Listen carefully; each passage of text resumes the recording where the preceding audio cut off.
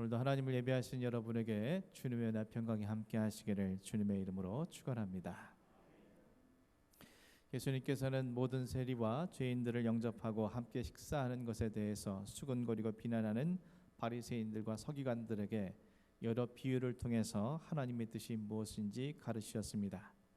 잃어버린 양, 잃어버린 한 드마크라에 이어서 우리는 지난 2시간을 통해서 아버지의 유산을 미리 받아 떠나 허랑방탕하게 살다 돌아온 불효자 둘째 아들과 아버지와 함께 있었지만 또 다른 불효로 아버지의 마음을 아프게 한 큰아들이 아버지께 행한 잘못이 어떤 것이었으며, 그리고 그 잘못된 자신의 모습에 대해서 그들이 어떻게 반응했는지에 대해서 함께 살펴보았습니다.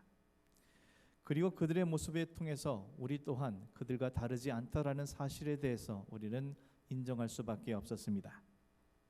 우리는 둘째 아들처럼 아버지 하나님께 재물을 구하듯 필요한 것을 얻어내는 것은 기뻐하면서도 아버지 하나님의 뜻대로는 살기 싫어하는, 그래서 아버지 하나님과는 전혀 무관한 자로 아버지 하나님과는 아무런 교제나 교류도 없이 하루를 살아가며, 또한 큰 아들처럼 아버지 하나님을 모시고 사는 착한 아들처럼 보이지만 실은 그의 마음과 삶에는 아버지가 없는, 아버지를 잃어버린 자로 살아가고 자신에게 마땅히 주어진 특권도 누리지 못한 채 작은 것에 격분하고 분노하는 우리들이었음을 우리는 직시하게 되었습니다. 하지만 그 깨달음으로 인해서 우리의 삶에 어떤 변화가 일어났습니까? 그 깨달음으로 인해 우리는 과연 아버지 하나님 앞에 참된 자녀가 되기 위해서 무엇을 어떻게 행하였습니까? 그저 알면서 멈추어 버린 죽은 지식과 죽은 믿음은 아니었는지 우리는 생각해 보게 됩니다. 얼마 전 인터넷상에서 어느 블로그가 기록한 여명을 계산할 점이라는 제목의 글을 읽게 되었습니다. 이 시간 여러분에게 잠시 그 글을 소개해 드리고자 합니다. 11월 13일 밤 10시 홀로 사시는 어머니께서 뜻밖의 전화를 하셨다. 밤 시간에는 전화를 하지 않으신다. 혹 자식이 불편할까 봐 통화 시간마저 세심히 따지는 어머니다. 그런 어머니께서 야심한 밤 10시에 전화를 하셨다. 야야, 아프다. 날 좀 병원에 데려가다오. 내일이라도. 내일이 토요일이니 내가 출근하지 않는 날을 기다리다 전화했을 것이다. 까닭 모를 분노와 서러움이 치밀었다. 얼마나 참고 참았으며 얼마나 망설이며 수화기를 들었을까. 찬바람 부는 겨울이 되자 어머니는 척추관 협착증이라는 동네 병원의 진단명으로 힘겹게 그 고통을 참아오고 있었다. 동네 한의원을 찾아 침도 맞고 동네 위원을 찾아 무슨 뼈주사도 맞고 진통제도 복용하면서 간신히 버티고 계셨다. 내가 전화라도 하면 언제나 괜찮다거나 오늘은 좀 낫다는 식으로 말했다. 난 그 말을 믿었다. 아니, 믿고 싶었다. 우리 어머니는 내가 없이도 건강하게 잘 지내는데 뭘. 참으로 영악한 마음으로 나 자신을 속이면서 그렇게 난 편안히 살고 싶었다. 불효라는 단어는 항상 멀리 있었고 깊게 생각해 본 적도 없다. 용케도 그런 나의 심정을 꿰뚫고는 어머니는 적당히 그에 부응하셨다. 나의 걱정에 어머니는 언제나 잘 주무시고 식사도 빠짐없이 잘 챙겨 드신다고 말씀하셨고, 난 늘 그런 말을 억지로라도 믿고 싶었다. 우리 오남매를 키우실 때 늘 그랬다. 지금껏 어머니는 우리들에게 당신이 필요하니 뭘 좀 사달라든지 뭘 먹고 싶다든지 어딜 가고 싶다든지 하는 말을 해본 적이 없다. 어릴 때도 그랬다. 난 언제나 배부르다거나 먼저 먹었다거나 그거 잘 먹지 못한다거나 춥지 않다 등등의 말만 듣고 자랐다. 내가 나서서 어머니를 위해 뭔가를 할 기회를 한 번도 주지 않았다. 아버지께서 돌아가시고 홀로 되었을 때도 오히려 혼자 있는 게 편하다며 나와 아내의 속마음을 귀신같이 꿰뚫고는 먼저 독립을 선포하셨다. 직장인인 아내에게 오히려 짐이 될까 하여 스스로 자신의 길을 만드신 것이다. 어머니 없는 곳에서 차분히 생각하면 내가 뭔가 어머니께 잘못하고 있음을 알겠으나 정말이지 어머니 앞에서는 딱히 내가 뭐가 잘못되었는지 크게 깨달은 게 없다. 어머니 댁에 들러 어쩌다 발견하게 되는 식은 밥덩이며 말라붙은 김치나 멀건 국물을 나는 별 생각 없이 쳐다보곤 하는데 어머니는 나 없이도 강인하게 현명하게 잘 살고 있으리라는 근거 없는 믿음이 있어서이다. 아버지 돌아가시고 15여 년 세월을 홀로 아파트에 살고 있다. 오랫동안 골다공증 합병증으로 고생하시고 노인성 난청으로 보청기도 끼지 않고는 전화통화도 어렵다. 그런 까닭으로 나와 가까이 대면하고 나누는 대화는 점점 줄었다. 어두운 귀로 자식들 얘기 듣기 민망해하는 어머니가 의도적으로 대화를 기피하는 듯하고 나도 그런 어머니 앞에 굳이 나서서 대화를 해봐야 하는지 마음을 가지지 않았다. 목소리를 높여 크게 몇 마디 외치고 나면 대화하고픈 마음이 저절로 사라지고 만다. 어느새 덜 전화하게 되고 찾아뵙는 횟수도 점점 줄었다. 어머니는 그처럼 홀로 고독한 섬에 점점 깊이 갇혀갔다. 그러면서 자신의 감정과 고통을 참고 숨기는데 선수가 되셨다. 나름의 생존법을 터득하신 것 같고 자신의 계산법으로 자식들마저 품에서 조금씩 밀어내고 있었다. 밤에 전화해서 어머니의 너무 아프다라는 말에 잠을 잘 수가 없었다. 나 자신이 실망스럽고 괜스레 아내에게 원망스러웠다. 뭔가 크게 잘못되고 있음을 느꼈다. 이튿날 날이 밝자 뜻밖의 어머니가 또 전화를 하셨다. 어쩌녁보다 다소 통증이 가셨다고 괜찮으니 병원에 갈 필요가 없다는 전화였다. 순간 머리끝까지 분노가 솟았다. 지향 없는 누구를 향한 분노인지는 헷갈리는 막연한 분노의 치가 떨렸다. 이건 아니다. 너무 아니다. 어머니는 어머니대로, 자식은 자식대로 잘못되어도 한참 잘못되었다. 역정을 내다시피 큰 목소리로 어머니를 다그치고 척추 전문 병원을 찾았다. MRI와 CT를 통해 본 어머니의 척추는 짐작 한방 그대로였다. 골다공증이 오래 진행되었다. 놀랍게도 척추 신경관의 종양이 발견되었다. 의사는 그 고통을 설명해 주었다. 죄스러움으로 어머니 곁에 서 있을 수 없었다. 더없이 초라하고 맥 빠진 어머니가 지금은 그저 불쌍해서 못 보겠다. 나를 낳으신 나의 어머니가 지금 내 앞에 있는데 나와 어머니 사이에 마지막 남은 희미한 끈마저도 이제 끊어지는 것인가 하는 슬픔과 안타까움으로 마음을 진정시키기 어렵다. 어머니란 단어가 새삼스럽다. 큰 문제는 고령으로 인한 쇠잔한 기력이었다. 그럼에도 수술을 결정해버렸다. 더 이상 아파하는 어머니가 싫어서다. 한순간이라도 고통에서 벗어나게 해드리고 싶었다. 시급한 수술이라 날짜를 최대한 앞당겨 11월 18일로 잡았다. 오전 9시 수술실로 향하는데 수술실 문 앞에서 갑자기 나의 손을 찾으셨다. 어머니는 울고 계셨다. 그렇게 강하시다고 믿었던 어머니께서 어머니 손에서 전류 같은 찌릿함이 전해왔다. 정말이지 피가 서로 통하는 것 같았다. 나의 피와 어머니의 피는 꼭 닮았을 터이다. 나의 어머니는 손이다. 실로 오랜만에 어머니는 나의 손을 찾았고 나는 오랫동안 잊고 있었던 어머니의 사랑을 지천명의 나이에 새삼스레 느꼈다. 그리고는 나를 가까이 오라시며 내 귓가에 속삭인다. 아파트 어디에 통장과 도장이 있으니 그 돈으로 내 병원비를 대라. 통장 비밀번호는 몇 번이다. 생사의 갈림길에서도 자식들에게 짐이 되지 않으려는 어머니의 말은 내 가슴을 더욱 아프게 한다. 이미 쇠약해질 대로 쇠약해진 어머니의 여명을 계산해 보았다. 길게 사시면 한 5년 더 사실까? 예전에 계산해 볼 엄두도 내지 못한 일을 지금 계산해 보고 있다. 내 마음이 자꾸 급해서이다. 어머니를 곁에 두고 미처 느끼지 못한 세월인데 오늘 중요한 수술을 앞두고 어머니의 생애가 더없이 소중하게 느껴진다. 수술이 진행되는 2시간 반 동안 모니터에 흐르는 현재 수술 환자 어머니의 이름을 한시도 놓칠 수 없다. 사랑하는 나의 어머니가 저 수술실 안에서도 홀로 고독하게 누워있다. 이 글은 어버이날마다 접하는 효성이 깊은 사람 또는 폐륜에 관한 이야기가 아닙니다. 하지만 글 속의 어머니는 우리들 대부분의 어머님의 모습이며 이 글쓴이 또한 우리들 대부분 자신의 모습일 것입니다. 이 글을 읽으며 생각하게 됩니다. 왜 항상 어버이에게 효를 행하려는 그 시점은 가장 늦었다고 생각되는 때일까? 왜 항상 그 시간은 우리에게 더 이상의 시간이 허락되지 않는 그 순간이어야 할까? 그 이유가 무엇인가? 대상이 아버지 하나님이시든 육신의 부모님이든 우리의 삶의 변화는 그분들의 우리 자신들을 향한 사랑에서 기인됩니다.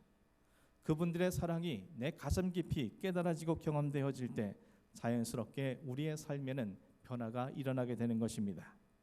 둘째 아들이 감히 아버지의 아들이라고 불리는 것조차도 부끄럽고 민망히 여기며 빈털털이 초라한 행성으로 아버지께 돌아왔을 때 그런 자신을 기쁘게 맞아주시고 그런 자신을 기꺼이 아들로 받아주시는 아버지의 사랑을 깊이 경험했을 때 욕망을 쫓아가던 자신의 삶을 멈추고 지난 날을 돌아보며 자신의 삶을 참된 인생으로 변화되게 된 것은 바로 아버지의 사랑을 깨달은 때부터였습니다. 반면 아무리 아버지의 곁에서 아버지의 특별한 사랑을 받고 있는다 할지라도 그 아버지의 사랑을 자신의 가슴으로 느끼지 못하고 깨닫지 못한 큰아들은 결국 아버지에게 더 큰 아픔을 주는 불효자가 되고 말았습니다. 우리가 아버지 하나님 앞에서 말씀을 통해 깨닫게 되었음에도 변화가 일어나지 않았다는 것은 결국 아버지 하나님의 사랑이 우리의 가슴 깊이 깨닫지도 경험하지도 못했기 때문일 것입니다. 우리가 예화 속 주인공과 같은 마음으로 공감하고 있다는 것은 우리 역시 부모님의 사랑을 우리의 자신의 온 가슴으로 절감하고 있지 못하다는 증거일 것입니다. 이는 아버지 하나님과 부모님들의 사랑이 부족해서가 아니라 우리의 마음이, 우리의 심령이 예화 속 주인공처럼 무뎌지고 메마른 심령이기 때문일 것입니다.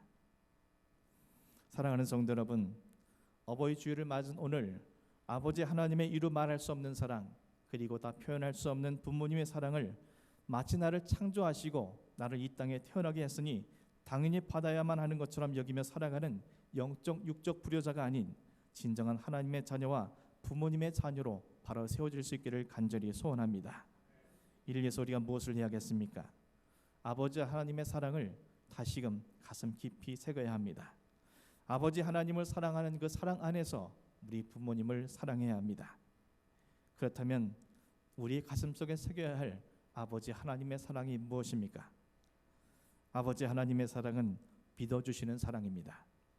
둘째 아들의 필연적인 요구에도 유산을 미리 상속해 줄 수 있었던 것도, 큰아들의 오만불손한 태도에도 그에게 예야라며 부를 수 있었던 것은 그들을 믿어주는 사랑 때문이었습니다. 그들이 믿을 만해서가 아니라 그들을 사랑하기 때문에 믿어준 것입니다. 아버지 하나님은 우리를 믿어주십니다. 사람들은 우리가 하나님을 믿는 믿음을 강조하고 중요시 여깁니다. 하지만 피조물인 인간이 창조주신 하나님을 믿는 것은 당연하며 이것은 매우 쉬운 일입니다. 하지만 창조주 하나님께서 하찮은 피조물을 믿어주시는 것은 오직 사랑 때문입니다. 우리를 믿어주시되 당신의 독생자로 하여금 십자가의 고난과 죽음으로 우리의 죄값을 미리 치러주실 정도로 우리를 믿어주셨습니다. 우리를 어찌 믿을 수 있기에 당신의 독생자 예수를 십자가 위에 못 박으시기까지 하시겠습니까? 이는 그만큼 우리가 믿음이 가는 사람이기 때문이 아니라 그만큼 우리를 사랑하시기 때문입니다. 사랑하시기 때문에 오늘도 주님은 우리를 믿고 계십니다. 아버지 하나님의 사랑은 기다려주시는 사랑입니다. 아버지는 둘째 아들을 기다려주셨습니다. 조급해하거나 그가 더디 온다며 견디지 못해 사람을 보내어 데려오려고 하지 않았습니다. 그가 행한 폐륜적 행동에 분노하거나 그를 포기하거나 버리지도 않았습니다. 그가 돌아올 때까지, 그가 돌아올 길목을 향해 늘 시선을 두시며 묵묵히 기다려 주었습니다. 그가 돌아올 때까지, 그가 진정한 바른 사람이 될 때까지 아버지는 언제나 그 자리에서 아들이 돌아오기만을 기다렸습니다. 아버지가 그들을 기다린 이유는 오직 그를 사랑하기 때문이었습니다. 하나님은 우리를 기다리셨습니다. 우리가 세상에서 주님을 알지 못한 채 방황할 때, 우리가 허랑방탕한 둘째 아들처럼 우리의 인생을 아무렇게나 낭비하고 있을 때, 혹은 우리가 주님을 대적하고 있을 때 주님은 우리를 포기하거나 버리시지 아니하시고 우리를 기다리셨습니다. 그 기다림의 끝에 오늘 우리가 하나님의 자녀로 이렇게 예배할 수 있게 된 것입니다. 우리를 기다리신 이유는 오직 우리를 사랑하시기 때문이었습니다. 아버지 하나님의 사랑은 기회를 주시는 사랑입니다. 돌아온 둘째 아들에게 아버지는 다시 한번 자신의 아들로 살아갈 수 있도록 기회를 부여했습니다. 옷을 입히고 가락지를 끼우고 신을 신기고 사람들을 불러 모아 그가 다시 자신의 아들이 회복된 것임을 모두에게 알게 했습니다. 그에게 아들로서 다시 살아갈 기회를 준 것은 그를 사랑하기 때문입니다. 아버지 곁에 있음에도 아버지의 모든 유산을 물려받게 될 것임에도 아버지를 아버지로 바르게 섬기지 못한 큰아들에게 모든 것이 그의 것임을 가르쳐주며 큰아들로서 아버지를 섬길 수 있도록, 동생을 다시 맞이할 수 있도록 기회를 주려 한 것도 그를 사랑하기 때문이었습니다. 비록 우리가 하나님을 믿는다면서도 여전히 하나님 아버지께 얻어낼 유산에만 관심을 갖는다 하여도 아직도 세상에서 인간의 욕망을 버리지 못하고 세상 사람들과 똑같이 살아간다 할지라도 아직도 세상에서 아버지 하나님과 상관없는 자처럼 때론 하나님의 자녀인 것을 부끄러워하고 불편해한다 할지라도 아버지 하나님은 우리를 사랑하시기 때문에 우리에게 기회를 주십니다. 송명희 시인은 그래도라는 시에서 하나님의 사랑을 이렇게 노래했습니다. 내가 나를 떠나가도 그래도 나는 너를 떠나지 않으며 내가 나를 버려도 그래도 나는 너를 버리지 아니하리라. 내가 나를 사랑하지 않아도 그래도 나는 너를 사랑하며 내가 지은 죄 많으나 그래도 나는 너를 용서하리라. 내가 천하고 미련하나 그래도 나는 너를 받으리라. 우리가 어떤 모습이든 그래도 아버지 하나님은 우리를 사랑하고 계시며 그래서 우리에게 오늘이라는 기회를 허락하신 것입니다. 사랑하는 성도 여러분, 어버이 주일을 맞이하는 오늘 저 여러분의 심령 속에 아버지 하나님의 이루 말할 수 없는 그 사랑이 가슴 깊이 새겨질 수 있기를 간절히 소망합니다. 어머니의 여명을 계산하던 예와서 그 아들처럼 더 늦기 전에 아버지 하나님과 우리의 부모님에게 사랑과 효를 이루시는 여러분이 되기를 간절히 소원합니다. 아버지 하나님의 사랑과 우리 부모님의 사랑은 한이 없겠지만 우리에게 주어진 여명의 시간은 오늘도 흐르고 있기 때문입니다. 나아가 우리의 자녀들이 둘째 아들이나 큰 아들과 같이 되어지지 않도록 그들이 우리의 사랑을 깊이 깨달아 진정한 자녀로서의 삶을 살아갈 수 있도록 하나님의 사랑을 그들에게 전해주어야 하는 사랑의 대리자로 살아갈 수 있는 저 여러분이 되기를 간절히 소망합니다. 그것이 아버지 하나님과 육신의 부모님의 자녀로서 또 누군가의 부모로서 우리가 반드시 이루어야 할 소명이기 때문입니다. 사랑하는 성도 여러분, 우리 모두 아버지 하나님의 사랑 그리고 부모님의 사랑 때문에 우리에게 주어진 여명의 시간들을 믿음 안에서 바른 인생으로 변화시켜가는 진정한 하나님의 자녀, 부모님의 자녀가 되어지기를 간절히 축원합니다.